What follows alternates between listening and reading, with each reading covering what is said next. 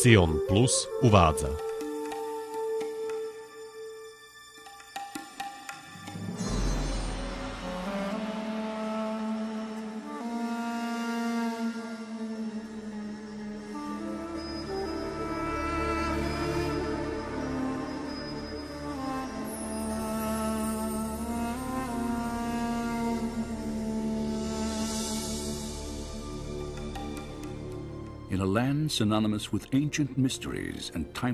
V zemi spojenej so starovekými tajomstvami a nekonečnými úžasmi, kde poklady antiky odhalujú záblesky slávnej minulosti, tu na križovatkách biblickej histórie a mimoriadnej civilizácie jeden príbeh stále uchvacuje ľudskú predstavivosť tak, ako žiadny iný.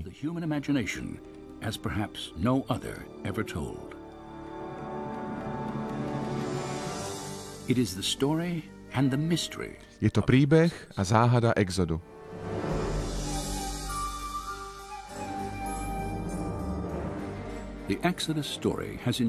Príbeh Exodu je známy viac ako 3000 rokov a sila jeho odkazu a symboliky je nesporná.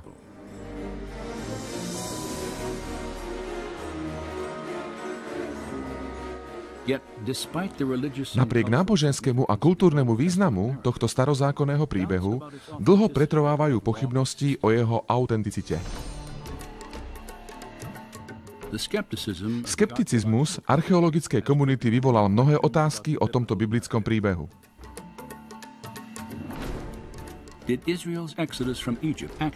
Ak sa exodus Izraelcov z Egypta naozaj udial, prečo je o ňom na zemi len tak málo dôkazov? Sú ľudia a udalosti zaznamenané v biblickom príbehu skutočné, alebo je to len prepracovaná fikcia?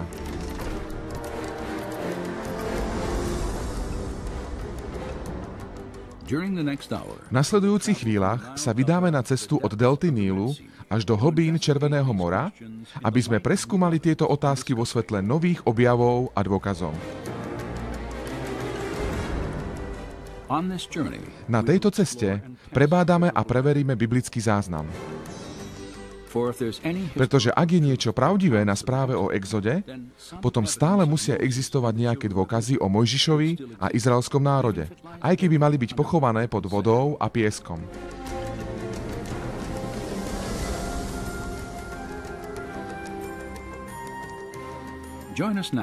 Pridajte sa k nám pri skúmaní starých záhad a pri porovnávaní príbehu Exodu so svedectvom vedy, histórie a archeológie.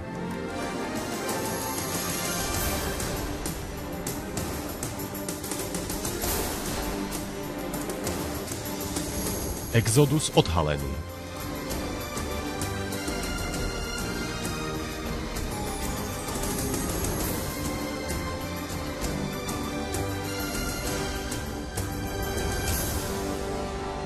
Pátranie po prechode cez Červené more.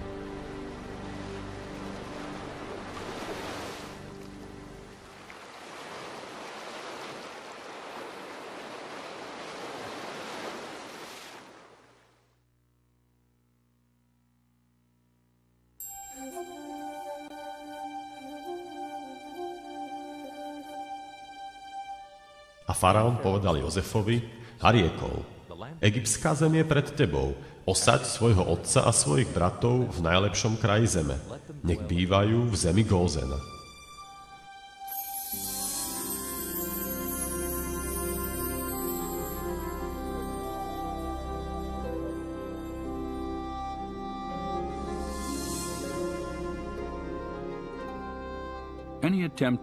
Akýkoľvek pokus overiť historickú pravdivosť Exodu musí začať tu, v delte Nílu, v biblickej zemi Gózen.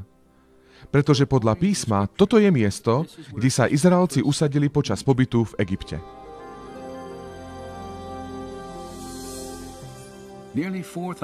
Takmer pred 4000 rokmi hebrejský patriarcha Jozef, vtedy ako väzeň v Egypte, vyložil faraónovi sen, ktorý predpovedal 7 rokov hojnosti a ďalších 7 rokov zničujúceho hladu.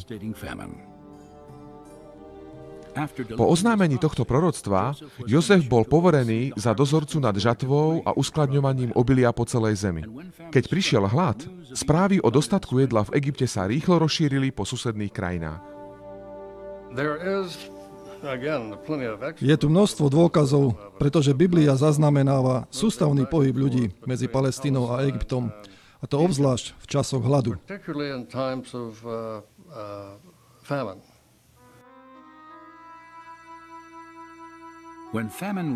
Keď hlad zničil kanánsku zem, strach z vyhľadovania priviedol Jozefovho otca, jeho 11 bratov s manželkami a deťmi k rozhodnutiu opustiť domovinu a vydať sa na 300-kilometrovú cestu na juhozápad do zeme Gózen. A keď Egypt prosperoval pod vedením Jozefa, vďačný faraón ponúkol jeho rodine trvalé útočisko v najbohatšej oblasti svojej ríše. Podľa biblického záznamu sa tieto udalosti udiali na začiatku 19. storočia pred našim letopočtom. Ale našli archeológovia nejaké potvrdenie, že takáto významná populácia niekedy obývala severovýchodnú časť Egypta?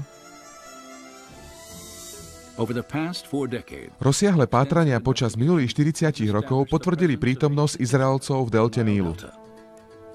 V roku 1966 blízko malého mesta Kantír rakúsky tím bádateľov pod vedením Manfreda Bitaka objavil prvú významnú sériu nálezov.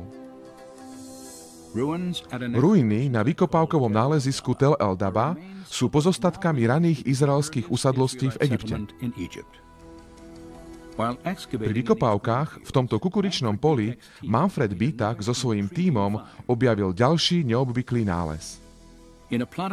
Na parcele, ktorá bola neskôr označená ako zóna F, našli ruiny dediny. V tejto malej dedinke, ktorá bola datovaná do doby Jozefa, sú všetky pozostatky ázijského charakteru.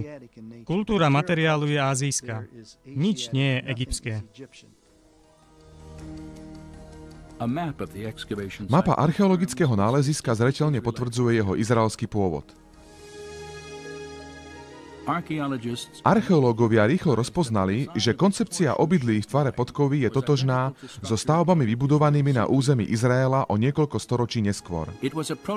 Bol to prototyp hebrejskej architektúry z čias, kedy podľa Biblie žil v Egypte Jozef.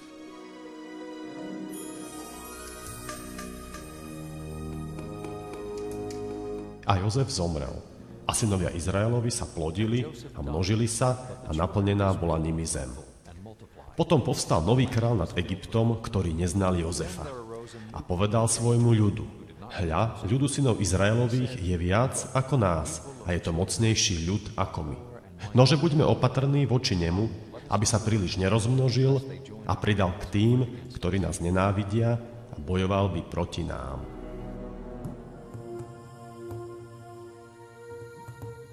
Z písma sa dozvedáme, že po Jozefovej smrti si faraón spravil z Izraelcov otrokov.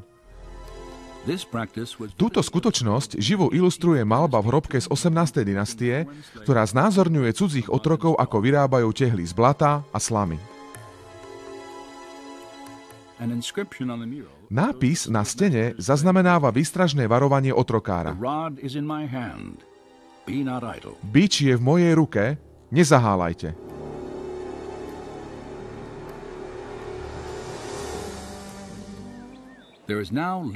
Dnes už takmer nikto nepochybuje, že významná izraelská populácia žila v Egypte niekoľko stáročí po čase Jozefa. No ak je biblický záznam exodu historicky pravdivý, mali by existovať aj dôkazy o príchode Izraelcov do Kanánu, zasľúbenej zeme, niekedy medzi 14. a 12. storočím pred našim letopočtom. A takéto dôkazy naozaj existujú.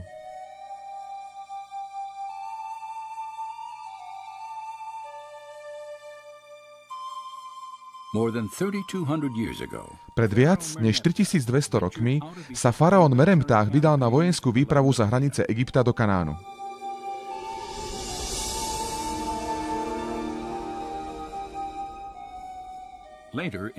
Neskôr v básni, ktorá oslavuje jeho víťazstva, sa chválil, že Izrael je zdevastovaný. Tento nápis pochádza asi z roku 1210 pred našim letopočtom a potvrdzuje, že Izraeliti prišli a usadili sa v Kanáne už dlho pred týmto faraónovým výbojom na konci 13. storočia.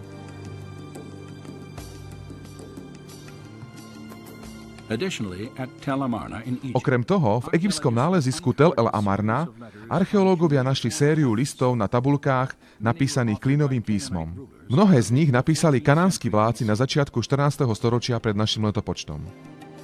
V týchto listoch prosia egyptského faraóna Achnatona o vojenskú pomoc pre slabý Kanán pred útokmi nomádov.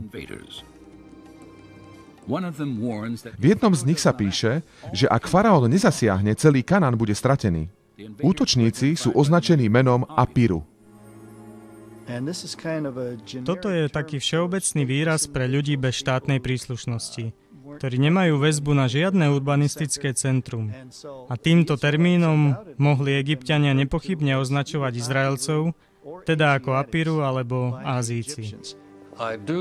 Som presvedčený, že pojem Apiru je prameň, z ktorého pochádza označenie Hebrej. Ak sa pojem Apiru vzťahoval na Hebrejov, potom nápisy z Tel el Amarna poskytujú silný dôkaz o prítomnosti Izraelcov v Kanáne. Okrem toho naznačujú, že Izraelci mohli prísť do tejto krajiny skôr, než sa badatelia domnievali, na začiatku 14. storočia pred našim letopočtom. Ak archeologické nálezy potvrdzujú, že Izrael sa naozaj objavil v zasľúbenej zemi medzi 14. a 12. storočím pred našim letopočtom a ak tiež dokumentujú prítomnosť hebrejskej populácie v delte Nílu, stáročia predtým, vyplýva z toho jediný záver. Izraelci museli migrovať z Egypta do Kanánu a teda exodus sa skutočne udial.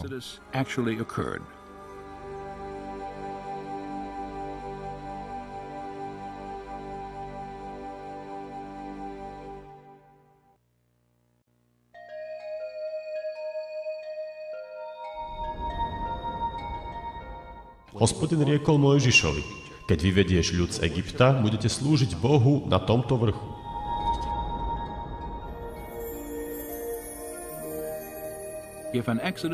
Ak sa exodus udial, vzniká nová otázka.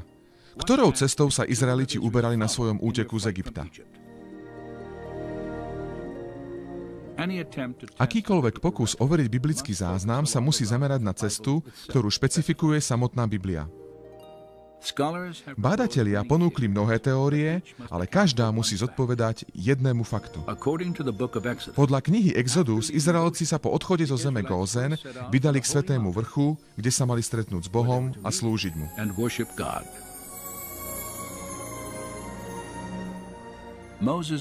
Mojžiš a jeho ľud šli k vrchu, ktorý je v písme známy pod dvoma názvami – Horeb a Sinaj. Jeho skutočná poloha bola predmetom dlhých sporov. Najznámejšie spomedzi mnohých vytipovaných miest sa nachádza v južnom cípe Sinajského poloostrova.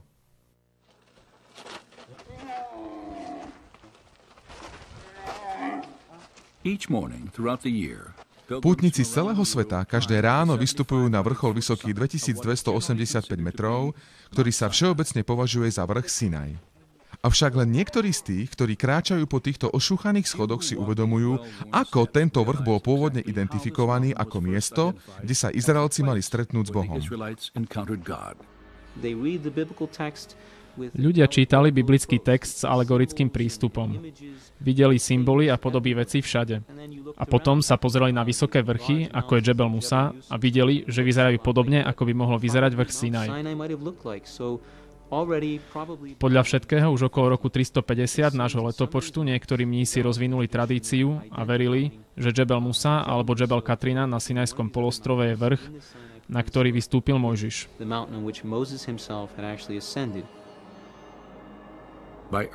Už začiatkom 4. storočia nášho letopočtu sa bežne konali kresťanské púte na tento vrch.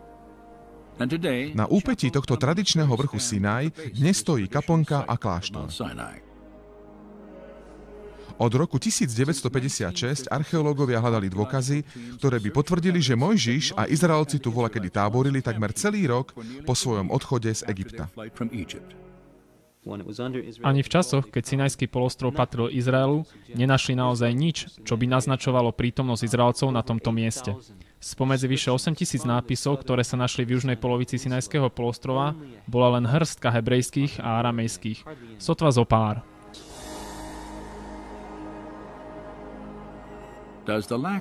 Čo z toho vyplýva? Je tento nedostatok hebrejskej tradície a archeologických dôkazov dôvodom na spochybnenie biblického záznamu, ako to tvrdia mnohí skeptici? Alebo naznačuje, že vrch Sinaj sa nachádza na inom mieste mimo Sinajského poloostrova? Na túto druhú otázku Biblia odpovedá celkom jasne.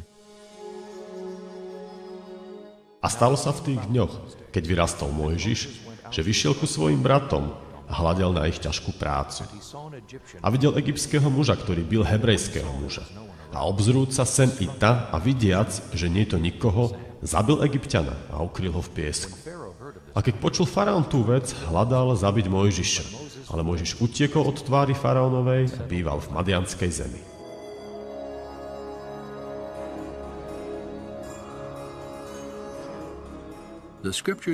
Písmo naznačuje, že 40 rokov predtým, než sa udial Exodus, Mojžiš utekol pred faraónom na východ do Madianskej zeme. Bolo to staré územie, ktoré sa nachádza v dnešnej Saudskej Arábii. Mojžišovo rozhodnutie ukryť sa v Madiane mohlo byť ovplyvnené prítomnosťou egyptskej armády na Sinajskom poloostrove. Je pochybné, že by Mojžiš ako utečenec žil alebo pohyboval sa niekde na juhu Sinajského poloostrova, kde by mu hrozilo zajatie zo strany egyptských jednotiek. Vyhliadky na útočisko v Madiane boli oveľa sľubnejšie.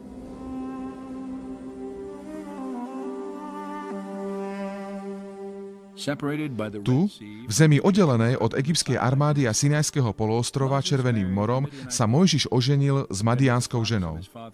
Tu pásol stáda svojho svokra Jetra a žil v utajení 40 rokov až do dňa, keď prišiel k úpeťu hory Sinaj.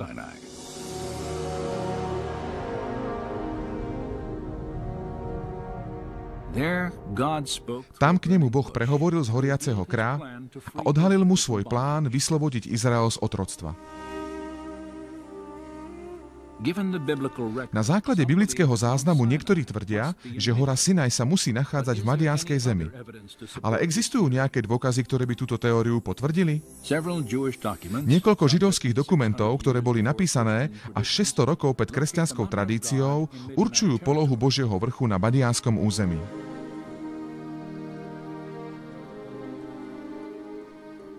V roku 250 pred našim letopočtom skupina 70 učencov prvýkrát preložila hebrejskú Bibliu do gréčtiny. Ich preklad knihy Exodus predpokladá, že hora Sinaj sa nachádza na arabskom poloostrove. O 300 ročia neskôr židovský filozof Filón umiestnil horu Sinaj na východ od Sinajského poloostrova a na juh od Palestíny. V rovnakom čase apoštol Pavol, ktorý bol vzdelaný u rabína Gamaliela, takisto umiestňuje horu Sinaj do Arábie. Snáď najkonkrétnejší popis polohy hory Sinaj podáva historik z 1. storočia Josephus Flavius, ktorý napísal, že je to najvyššia hora blízko mesta Madian. Krátko po tomto zázname identifikoval mesto Madian na arabskom poloostrove grécky zemepisec Ptolemaios. O 19 storočí neskôr archeológovia vykopali pozostatky tohto mesta, ktoré podľa starovekých záznamov stálo v blízkosti hory Sinaj. Ruiny starobilého mesta Madian ležia blízko moderného mesta Al-Bat pri severozápadnom pobreží Saudskej Arábie. Ak existujú historické dôkazy, ktoré podporujú polohu hory Sinaj v Arábii, nachádza sa v tomto regióne nejaký vrch, ktorý zapadá do biblického popisu? Takýto vrch nachádzame asi 23 kilometrov na východ od mesta Al-Bat. Nazýva sa Jebel al-Lawz.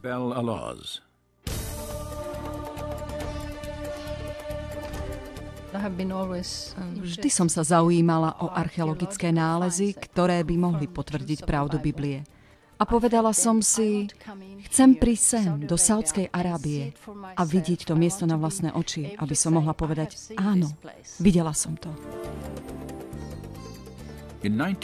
V roku 1996 Viveka Pontien prišla do Saudskej Arábie s pracovným povolením.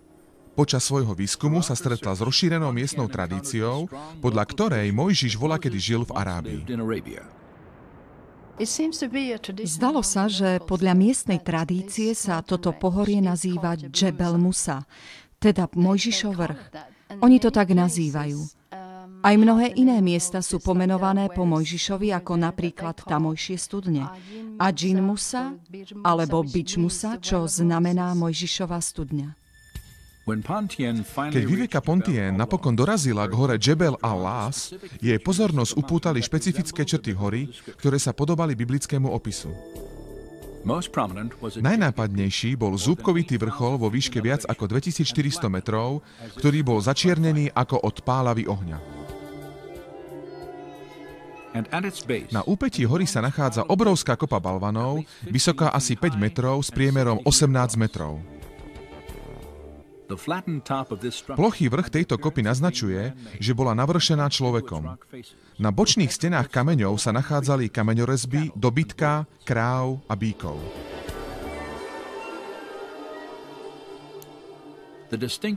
Výrazné rohy na niektorých rezbách sa nápadne podobajú rohom posvätných egyptských bíkov a pisov.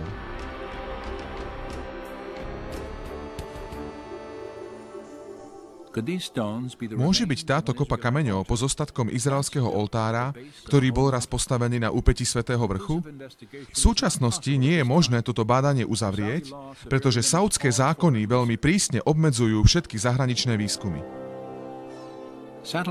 Satelitné zábery z tejto oblasti odhalili ďalšiu geografickú črtu, ktorá zapadá do biblického záznamu, rozľahlú planinu o rozlohe vyše 4000 hektárov.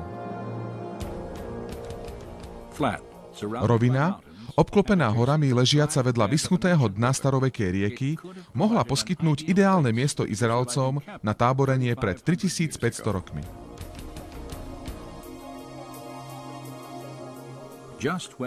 Hneď vedľa, na západ od vrchu sa nachádza ďalší prvok, ktorý spája toto miesto so záznamom knihy Exodus. Skala týčiaca sa do výšky 18 metrov. Je roztvorená od vrchu po spodok a dôkazy vodnej erózie sú badateľné v jej základe.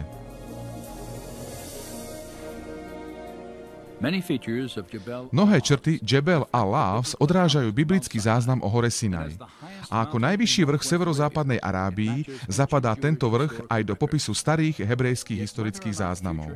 Bez ohľadu na to, či budúce vykopávky potvrdia, že toto miesto je skutočný Boží vrch, značné množstvo dokumentárnych dôkazov naznačuje, že hora Sinaj sa nachádza niekde v severozápadnej Arábii.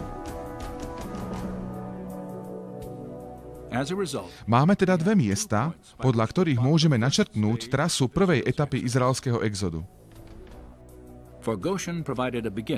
Gózen je východzí bod a Madián je smer a cieľ. A medzi týmito bodmi sa musí nachádzať masa vody.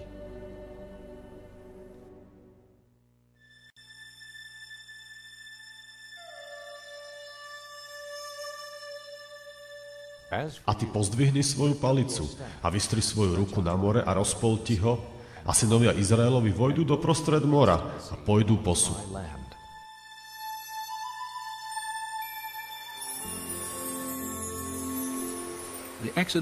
Záznam knihy Exodus uvádza, že Izraelci na ceste k hore Sinaj narazili na zdanlivo neprekonateľnú prekážku – vody Červeného mora.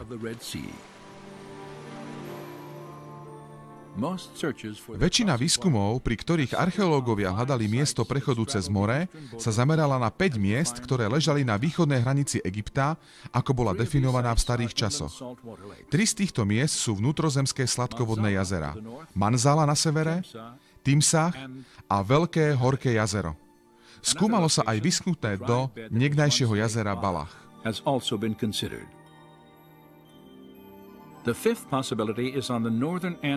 Piate skúmané miesto sa nachádza na severnom konci Suezského zálivu, konkrétne pláž, ktorá je na turistických mapách označená ako faraónove kúpele. Pred 3500 rokmi boli všetky tieto vodné plochy relatívne plitké. Ich hĺbka sa mohla pohybovať od 1 do 15 metrov. Avšak na žiadnom z týchto tradičných miest sa nikdy nenašli dôkazy, ktoré by potvrdili príbeh exodu.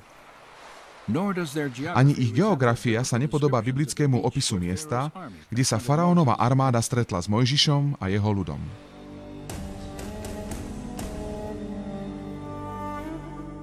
A faraón povie o synoch Izraelových: blúdia bezcielne v zemi, zavrela ich púšť.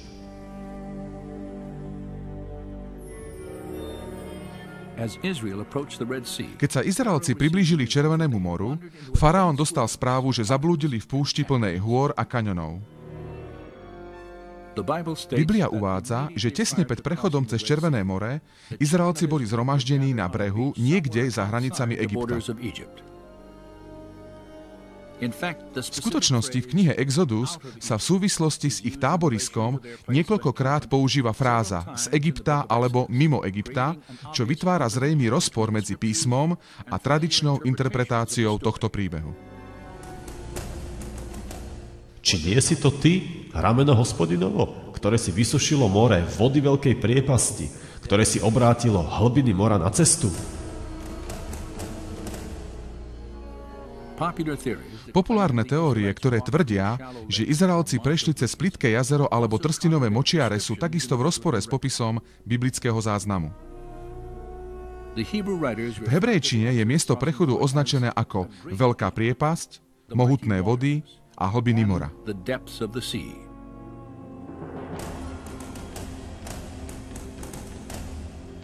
A Egypťania ich honili a vošli za nimi do prostred mora.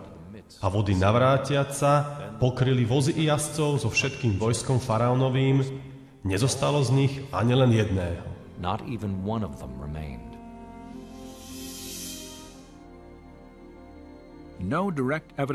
Nikdy sa nenašiel žiadny priamy dôkaz o prechode cez vodu pozdĺž celej východnej hranice starovekého Egypta.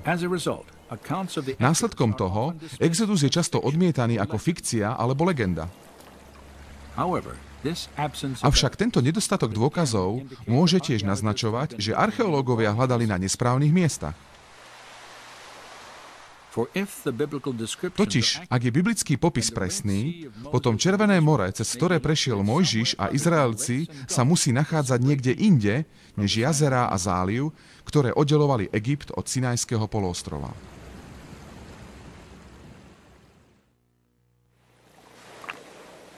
Akabský záliv.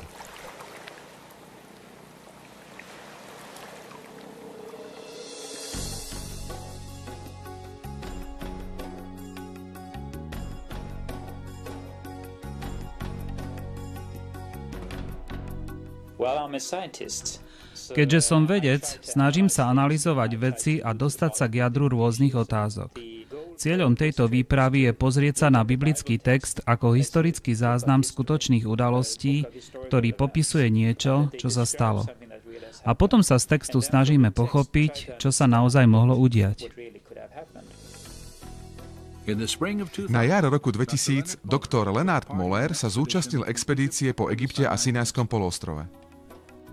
Moller je medicínsky vedec na Karolínskom inštitúte v Štokholme. Je vzdelaný aj v oblasti biológie tkanív. Jeho skúsenosti v analytickom výskume spolu s hlbokým záujmom o biblickú archeológiu ho pri rôznych príležitostiach priviedli na Blízky východ. Teraz ako člen medzinárodného tímu pod záštitou Discovery Media Productions prišiel do Akabského zálivu, aby pokračoval v skúmaní dôkazov o izraelskom exode.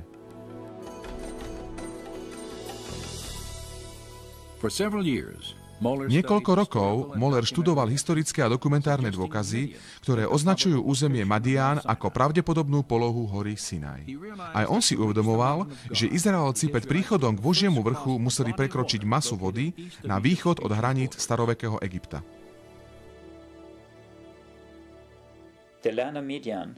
Územie Madián sa vždy nachádzalo na východ od Akabského zálivu a Boží vrch bol v zemi Madián. Tam Mojžiš videl horiaci ker. Teda ak sa hora Sinaj nachádza na východ od Akabského zálivu a ak sa tam nachádza územie Madián a ak sa všetky udalosti stali tak, ako sú popísané, Izraelci museli prejsť cez nejakú vodu, kým sa tam dostali. A preto je Akabský záliv predmetom veľkého záujmu. Akabský záliv ako pravé rameno Červeného mora oddeluje Sinajský a Arabský poloostrov. Podľa hebrejského textu, tento záliv, kde kotvili Šalamúnove lode, sa nazýval Jam Suf. Väčšinou, keď hovoríme o Červenom mori a Akabskom zálive, vieme, že sa nazývalo Jam Suf, teda Červené more. Vieme, že Šalamún tam mal svoju námornú flotilu, Jam Suf. Tento hebrejský názov Jam Suf zohráva tiež významnú rolu v zázname o exode. Tento pojem je použitý na označenie vôd, ktoré prekročil Mojžiš a jeho ľud. Geografia Akabského zálivu sa takisto podobá biblickému opisu Jam Suf, ktoré voľakedy Boh rozdelil pre Izrael. Akabský záliv je extrémne hlboký, na niektorých miestach jeho hĺbka dosahuje vyššie 1,5 kilometra. Susedí s púšťou plnej skalnatých hôr. A nachádza sa jednoznačne za hranicami Egypta známymi v čase Mojžiša.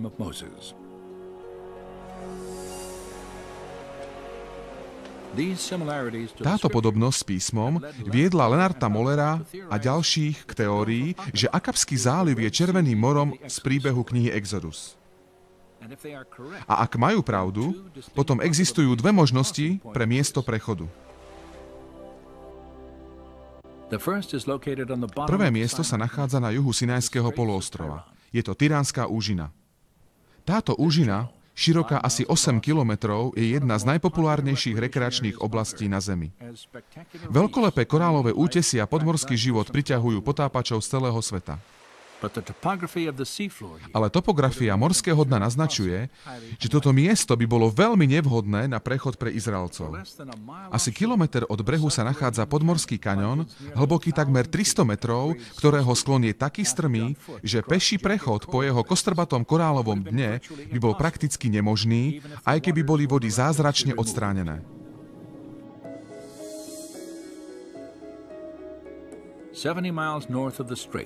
110 kilometrov na sever od tejto úžiny, asi uprostred Akabského zálivu, sa nachádza druhé potenciálne miesto prechodu, ktorého ľavý breh tvorí výbežok Nuvejba.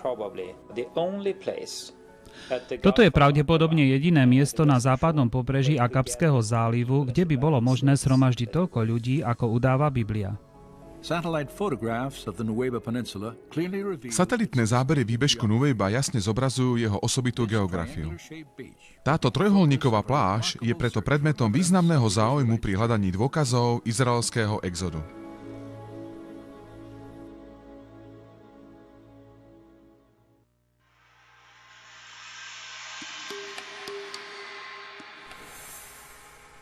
A stalo sa, keď prepustil faraón ľud, že ich neviedol Boh cestou do zeme Filištínov, hoci bola bližšia, pretože Boh riekol, aby neľutoval ľud, keď by uvidel vojnu a vrátil by sa do Egypta.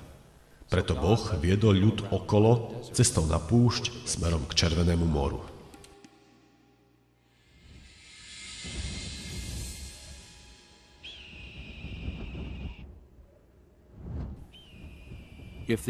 Ak Izraelci šli zo zeme Gózen k Akabskému zálivu, potom biblický popis ich cesty k slobode je veľmi konkrétny.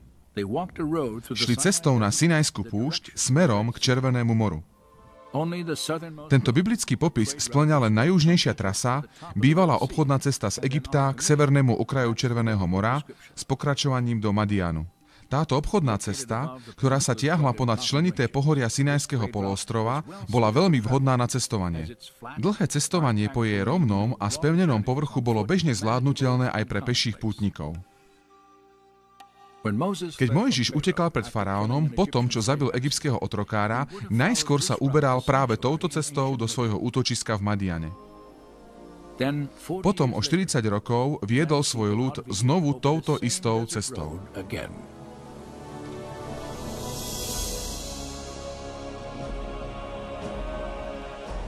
A Hospodin išiel pred nimi, vodne v oblakovom stĺpe, aby ich viedol cestou.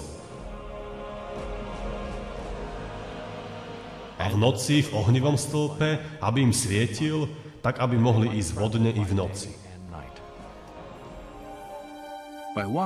Ak Izraelci šli púšťou v chladných hodinách skorého rána a v noci, mohli prejsť cez Sinaj asi za 3 týždne, čo je čas uvedený v biblickom zázname.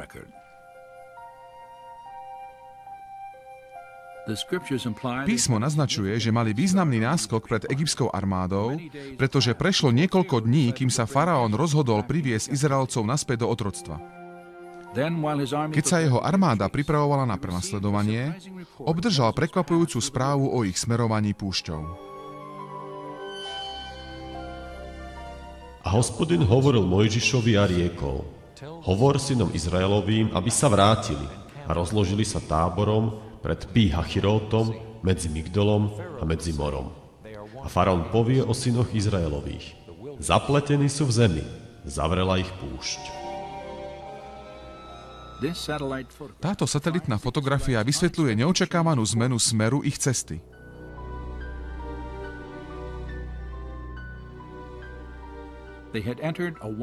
Izraelci sa dostali do klukatého riečišťa vyschnutej rieky, ktorá vychádzala od južnej trasy obchodnej cesty a pokračovala k pobrežiu.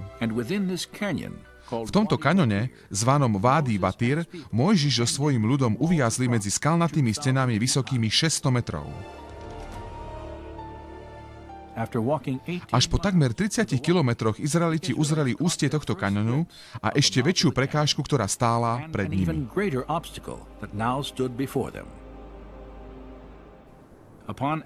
Keď vyšli z kaňonu Vády Vatir, Mojžiš mal zhromaždiť ľud na mieste zvanom Pí-Hachirot, avšak poloha tohto miesta je sporná. Hebrejské pomenovanie môže poukazovať na miesto izraelského táboriska. V preklade tento pojem totiž znamená ústie tiesňavy alebo rokliny, čo je dokonalý opis tejto pláže pozostávajúcej z kameňov a piesku, ktorý sezónne dažde vyplavujú z kaňonu. Podľa písma, odtiaľ Mojžiš a Izraelci nemohli pokračovať ďalej.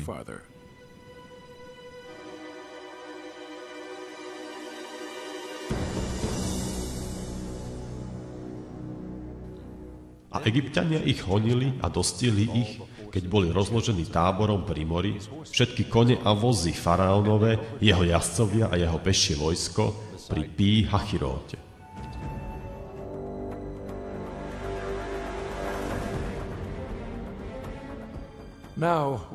Keď Egypťania dohonili Hebrejov, uzavreli aj priesmyky, cez ktoré podľa nich mohli Hebreji utiecť. A zovreli ich medzi nedostupnými strmými roklinami a morom. Totiž po oboch stranách boli horské masívy, ktoré sa tiahli až k moru a ktoré boli neschodné kvôli ich hrboľatosti a bránili im v úniku.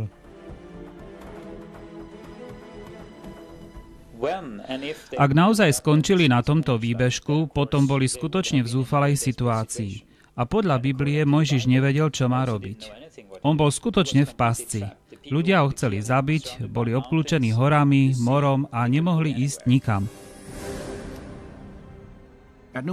Na pláži Nuvejba Izraelci mali hory zo severu i z juhu, more z východu a egyptskú armádu zo západu. Boli beznádejne v pasci. Nie je ťažké pochopiť ich úzkostný výkrik, v ktorom vyčítali Mojžišovi: Prečo si nás vyviedol z Egypta, aby sme pomreli? V odpovedi Mojžiš pohliadol k Bohu s prosbou o vyslobodenie.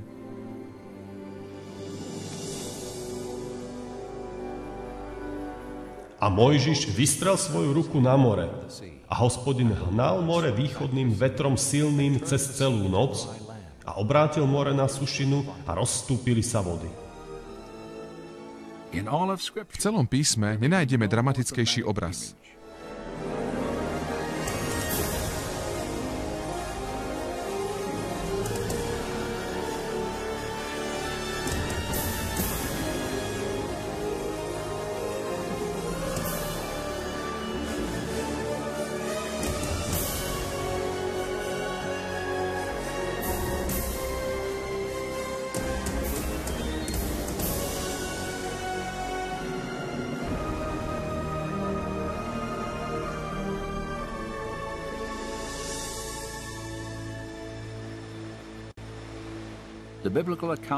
Biblický záznam o rozdelenom mori, o prechode Izraelcov do bezpečia a o zničení faraónovej armády nemá naturalistické vysvetlenie. Ale ak sa tieto udalosti stali, potom na dne tohto mora pri Nuwejbe by stále mali ležať fyzické dôkazy. Vyše 20 rokov potápači a badatelia z 3 kontinentov, všetci zaujatí skúmaním tejto záhady Akabského zálivu a biblického Jam Suf, prichádzajú na Nuwejbskú pláž a hľadajú stopy možného izraelského prechodu.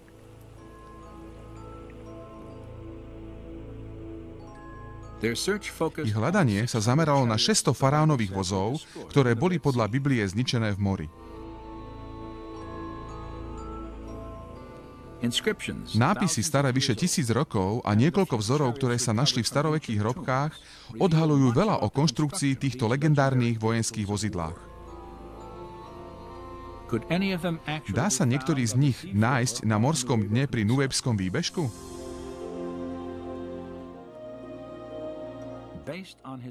Moller na základe svojej analýzy dokumentárnych dôkazov už dlho podozrieval Akabský záliv ako pravdepodobné miesto prechodu Izraelcov cez Červené more. Tak ako ostatní, ktorí skúmali more pri Nuwejbe pred ním, aj Moller hneď pochopil zložitosť tohto výskumu. Korály, ktoré tu znemožňujú akékoľvek bádanie, môžu byť na druhej strane užitočné pri uchovaní tvarov starých artefaktov. Korál je živý organizmus, ktorý nezačne rásť na piesku alebo ilovitom bahne. Musí sa najprv pripevniť k pevnému predmetu a niekedy sa prispôsobí tvaru svojho hostiteľa. Napríklad samotné drevo sa v mori rozpadne. Ale keď korál rastie na drevenom artefakte, obrastá jeho tvar a postupom času požerie drevený materiál, ale stále zachová tvar tohto dreveného artefaktu.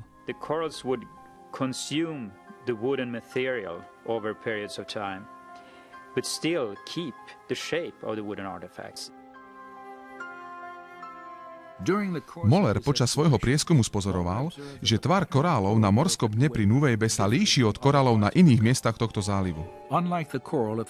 Na rozdiel od korálov na severnom a južnom konci Akabského zálivu, ktoré často tvorili veľké a husté korálové útesy, niekedy o rozlohe pár hektárov, útvary pri Nuwejbskej pláži sú všeobecne menšie a náhodne roztrúsené po morskom dne.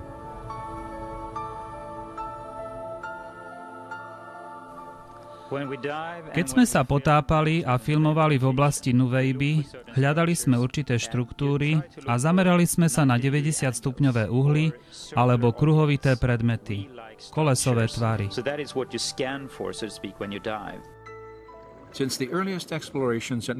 Už od prvých výskumov pri Nuwejbe boli na morskom dne opakovane identifikované osobitné útvary stolovitého typu, niekedy stojace spriamene. Mali korálmi obrastený podstavec, rovnú tyč a okrúhly vrch.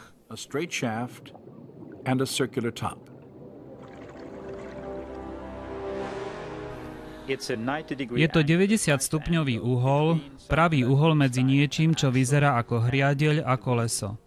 Toto sa dá vidieť v rôznych obmenách a vyzerá to veľmi odlišne od bežných koralových útvarov. Vyzerá to ako človekom vyrobená konštrukcia obrastená korálmi.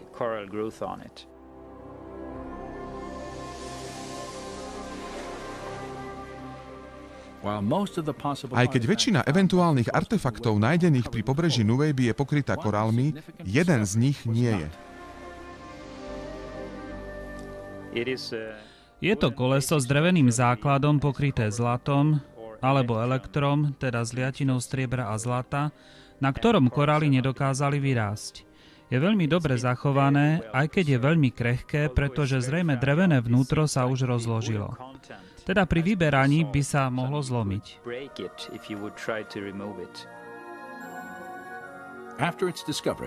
Po tomto objave bolo krehké koleso odfotografované a ponechané na svojom mieste. Neskoršia analýza ukázala, že jeho rozmery a konštrukcia sa podobá na štvorlúčové kolesá znázornené na nástenných malbách v hrobkách 19. dynastie, teda obdobia biblického exodu. Po zhodnotení fotodokumentácie a niekoľkých súkromných potápačských výpravách Moller došiel k záveru, že bude potrebný systematickejší prieskum morského dna pri Nuwejbe. Na jar roku 2000 bola za týmto účelom prvýkrát použitá robotická podmorská kamera.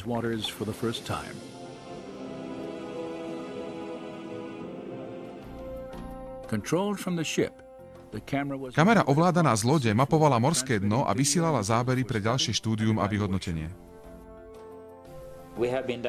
Boli sme v hĺbke 80 až 90 metrov, teda podarilo sa nám dostať hĺbšie než pri bežnom potápaní.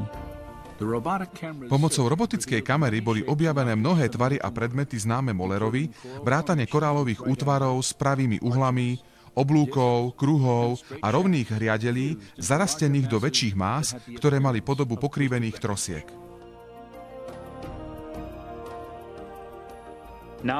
Teraz, keď sme sa mohli pohybovať sem a tam s diaľkovo ovládanou kamerou, mohli sme opakovane vidieť, že tieto čudné štruktúry, ktoré sme hľadali, sú tam. Nie na jednom mieste, ale vyskytujú sa znovu a znovu tu a tam.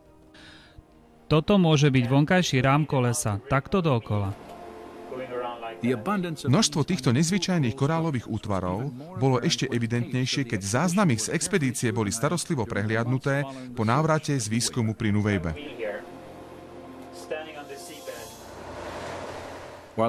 Kým robotická kamera zaznamenávala celé hodiny videodokumentácie, Viveka Pontian s potápačmi na druhej lodi pomocou detektorákov vyhodnocovala špecifické štruktúry na morskom dne.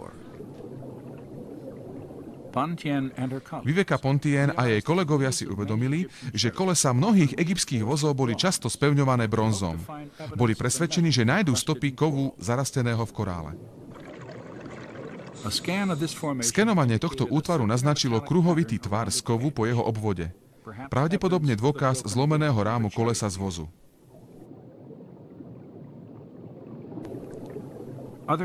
Iné skúmané korálové formácie takisto obsahovali fragmenty kovov. Záujem Viveky Pontians o tento výskum bol povzbudený objavom, ktorý urobila pred 3 rokmi 13 kilometrov na východ od Nuvejbského výbežku.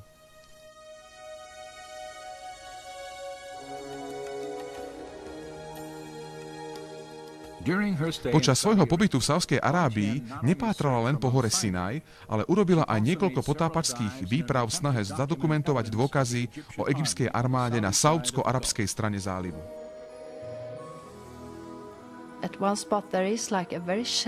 V jednom mieste je veľmi plitko. Je tam pličina v tvare jazyka, ktorý vychádza od brehu a tiahne sa smerom k Nuvejbe.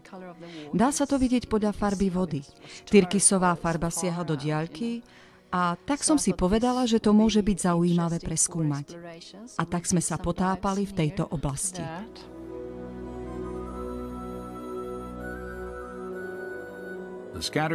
Roztrúsené nepravidelné korálové formácie na saúdsko-arabskej strane zálivu pripomínali tie, ktoré sa našli na dne pri Nuvejbskom výbežku. Medzi nimi Viveka Pontian odfotila tento kruhový predmet, napojený na niečo, čo vyzerá ako zlomená os alebo hriadel. Tento objav bol významný z 2 dôvodov. Viveka Pontian zadokumentovala korálom obrastený tvar kolesa s rozmermi podobnými starým egyptským artefaktom presne na druhej strane uvažovaného miesta prechodu. Jej nález takisto poskytol nezávislé potvrdenie skorších dôkazov o výskyte kolesových útvarov na oboch brehoch Červeného mora v súlade s biblickým záznamom.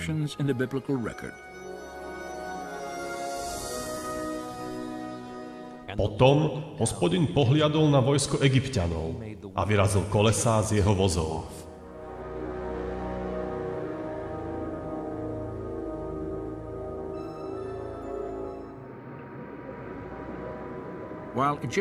Egyptské environmentálne zákony zakazujú vyberanie korálov na vedecké datovanie a analýzu, avšak fotografické dôkazy môžu poskytnúť súvislosti s obdobím exodu.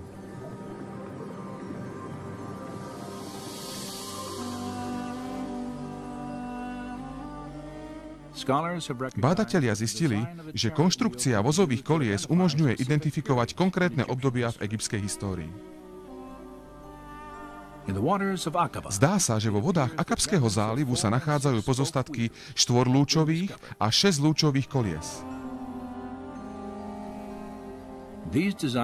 Tieto dva modely sa používali súčasne len v období 18. dynastie, teda nie neskôr než v 14. storočí pred našim letopočtom. Toto je časový rámec, ktorý sa úzko prekrýva s biblickým časom exodu.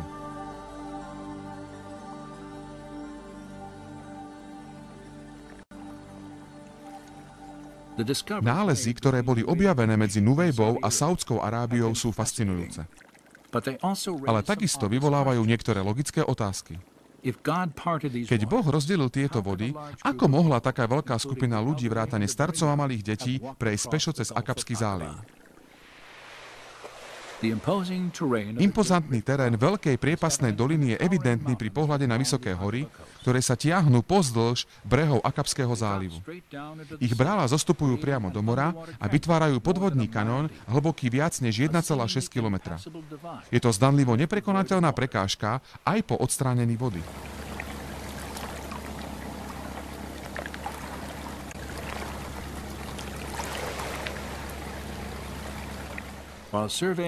Pri podpovrchovom skúmaní topografie v oblasti pri Nuvejbe boli nájdené dôkazy, ktoré môžu vysvetliť, ako Izraelci mohli prejsť z jedného brehu na druhý.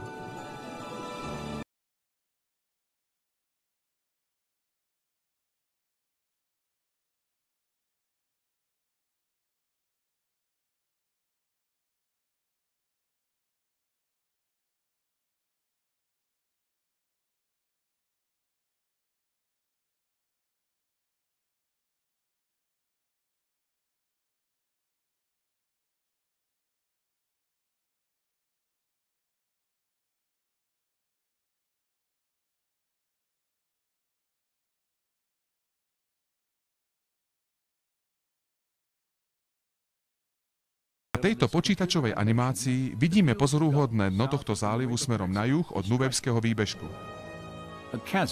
Priepasť, ktorá je hlbšia ako Grand Canyon, sa tiahne do diaľky viac než 80 kilometrov. Jej strmý breh je v ostrom kontraste s miernym sklonom podmorského chrbta, ktorý sa nachádza medzi Nuvejbou a Saudskou Arábiou.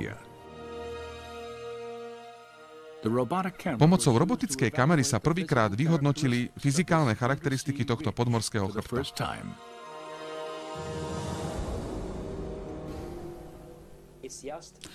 Je to plošina, extrémne plochá a veľmi široká. Nie sú tam korály ani ostré skaly a to sme skúmali značnú plochu v Akabskom zálive. Aj keď sme šli hĺbšie, dno bolo vždy ploché. Zaujímavé tiež je, že materiál na morskom dne nie je bahno ako v Suezskom zálive alebo na iných miestach. Je tam tenká vrstva piesku. Dá sa po nej ľahko chodiť, ak odstránite vodu. A nie žiadneho obmedzenia, aby tadiaľ nemohlo prejsť obrovské množstvo ľudí.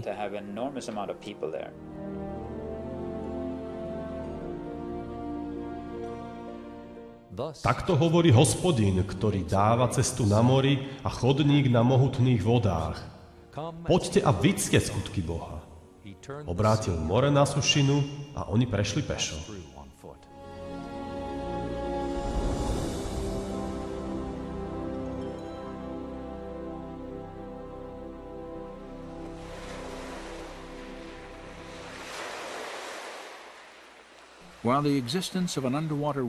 Existencia podmorskej plytčiny tiahnúcej sa od Nuvejby po Saúdskú Arábiu umožňuje pochopiť, ako Izraelci mohli prejsť cez Akabský záliv, avšak nevysvetľuje rozdelenie týchto vôd, ako ho zaznamenal písateľ knihy Exodus.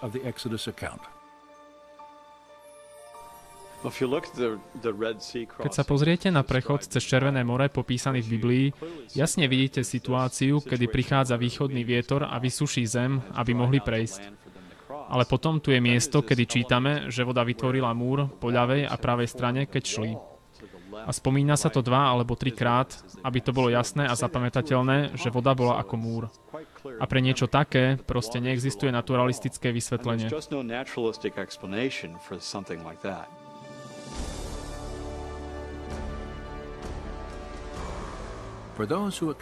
Pre tých, ktorí prijímajú myšlienku, že Boh mohol rozdeliť Červené more zázrakom, chýbajúce naturalistické vysvetlenie nepredstavuje žiadny problém. Avšak vedci a bádatelia všeobecne majú za to, že zázraky sú nemožné, pretože sú v rozpore s prírodnými zákonmi. Následkom toho, akýkoľvek dokument založený na zázračnej udalosti je pre nich historicky nespoľahlivý. Takéto uvažovanie, aj keď je rozšírené, nie je bez opozície. Carl Lewis bol presvedčený, že zázraky sú prejavom vyššej Božej moci a preto sú možné, ak existuje Boh, ktorý ich koná. Ak predpokladáte, že Boh neexistuje, potom zázraky samozrejme nie sú možné. Ale ak existuje, potom je tu možnosť, že zázraky sa môžu stať. Teda keď sa pozeráme na biblické udalosti, ako je táto, musíme byť objektívni, keď sa jedná o dôkazy. Musíme sa pozrieť na údaje a pýtať sa, či je dostatočne jasné, že tu sa mohol stať zázrak. Ak sa teda pozrieme na dôkazy objektívne a ak sa zdá, že vedú smerom k niečomu zázračnému, musíme byť pre túto možnosť otvorení.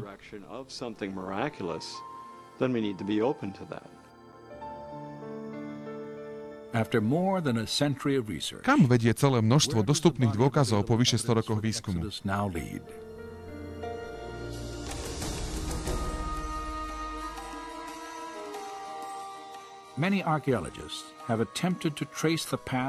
Mnohí archeológovia sa pokúšali vyznačiť trasu izraelského exodu k hore Sinaj. Cesty, ktoré najčastejšie navrhovali, dávali len malý alebo žiadny priestor k ich potvrdeniu.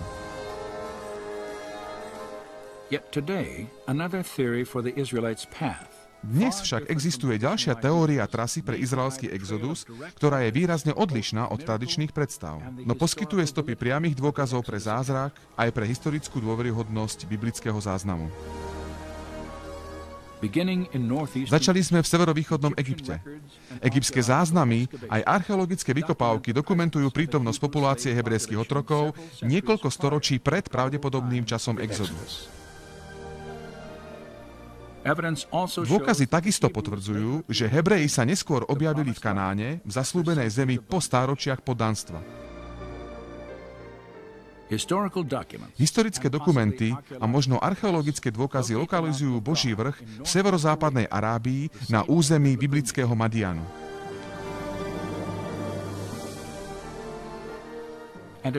A cesta, vedúca do Madianu, popredkávaná sústavou riečišť a prerušená Akabským zálivom, zapadá do biblického popisu izraelského smerovania k Červenému moru.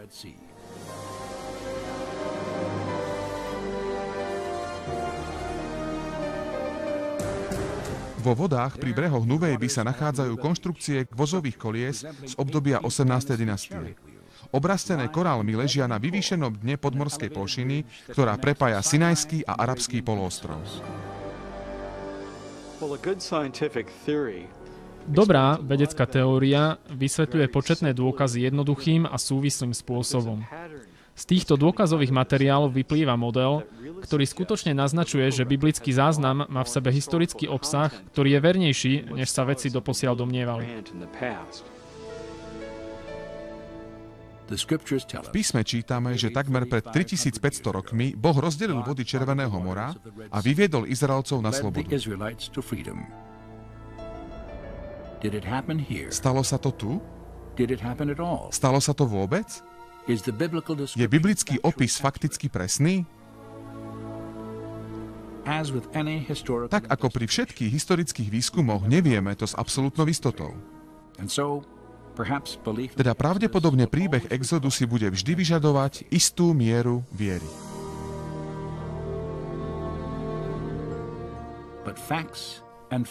No fakty a viera nemusia byť v rozpore, ako to naznačujú nedávne objavy, pretože história a archeológia teraz odkryli pádne dôvody na prehodnotenie nezvyčajných tvrdení z príbehu exodu. A synovia Izraelovi išli po suchu prostredkom mora. A voda im bola múrom z ich pravej a z ich ľavej strany. Toho dňa zachránil Hospodin Izrael.